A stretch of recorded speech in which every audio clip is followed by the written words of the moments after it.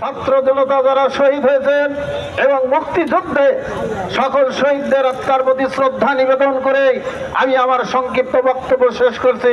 সকলকে ধন্যবাদ। আসসালামু আলাইকুম। এই পর্যায়ে বক্তব্য নিয়ে আসছেন ৩ নং ফলদা ইউনিয়ন বিএনপির সংগ্রামী সভাপতি আব্দুল হান্নান। বিসমিল্লাহির রহমানির রহিম। আজকে 16ই ডিসেম্বর মহান বিজয় দিবস উপলক্ষে দ্বিতীয় অধিবেশনের সংক্ষিপ্ত আলোচনা সভার সভাপতিত্ব করেছেন ওয়াপুর থানা বিএনপির সংগ্রামী সভাপতি জনতা অ্যাডভোকেট গোলাম মোস্তফা সাহেব। আমাদের মাঝে উপস্থিত আছেন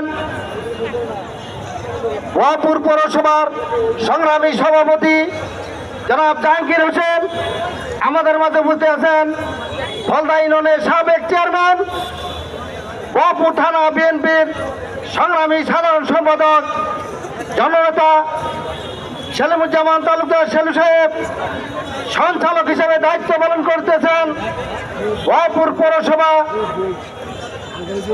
বিএনপির সংগ্রামী সাধারণ সম্পাদক খন্দকার গিয়াস ফকির সহ ওয়াপুর থানা বিএনপি যুবদল, ছাত্রদল, কৃষক দল, মহিলা দল, বিভিন্ন ইউনিয়নের সভাপতি সম্পাদক সহ সকলকে ফলদা ইউনিয়ন বিএনপির পক্ষ থেকে আন্তরিক ধন্যবাদ ও মোবারকবাদ জানিয়ে অতি সংক্ষেপে আমি দুটি কথা বলবো।